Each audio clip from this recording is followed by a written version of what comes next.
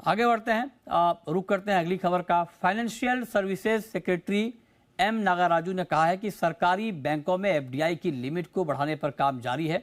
उन्होंने ये भी कहा कि इंटर मिनिस्ट्रियल बैठक में एफडीआई लिमिट बढ़ाने पर चर्चा होगी। दरअसल सरकार एफडीआई लिमिट को 20% से बढ़ाकर 49% करने के लिए मंत्रालयों के बीच सलाह मशवरा कर रही है। इस खबर पर ज्यादा जानकारी के साथ हमारे साथ जुड़ रहे हैं जी मीडिया संवाददाता तरुण शर्मा। तरुण, बताएं क्या है पूरी खबर। मृत्युंजय, बताना चाहूँगा कि जी बिजनेस की खबर पे एक बार फिर मोहर लगी है, क्योंकि सबसे पहले हमने ही बताया था कि बैंकों की जो एफडीआई लिमिट है उसको 20% से बढ़ाकर 49% करने का सरकार प्लान कर रही है। और आज डिपार्टमेंट ऑफ फाइनेंशियल सर्विसेज के जो सेक्रेटरी हैं एम नागाराजू, उन्होंने इस चीज़ को कंफर्म भी कर दिया है कि इंटर मिनिस्ट्रियल कंसल्टेशन इस पर चल रहा है और जल्द इस पर फैसला भी हो जाएगा कि इसको 20% से बढ़ा के 49% किया जाए या नहीं।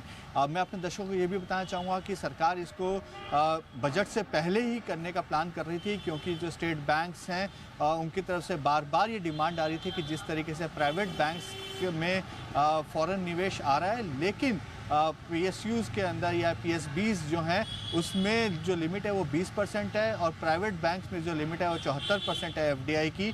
तो जो फॉरेन प्लेयर्स हैं वो ज़्यादा इंटरेस्ट नहीं दिखा रहे हैं, लेकिन बैंक्स की हालत अच्छी हुई है, बैंक्स की बैलेंस शीट हेल्दी हुई है, एनपीए अपने ऑल टाइम लो पे है। तो ऐसे समय में फॉरेन निवेश आ सकता है यदि हम इस एफडीआई लिमिट को बढ़ा दें।